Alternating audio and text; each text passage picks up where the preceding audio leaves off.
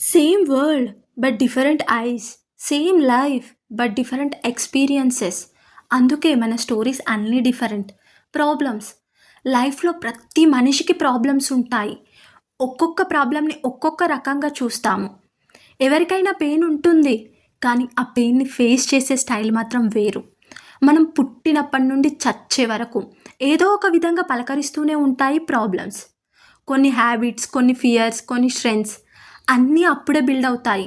అందుకే ఏదైతే అది అయ్యిందని ముందుకు సాగే వాళ్ళు కొంతమంది అయితే, అయ్యో నాకే ఎందుకు ఇలా జరుగుతుంది అని డిప్రెషన్లోకి వెళ్ళే వాళ్ళు ఇంకొంతమంది.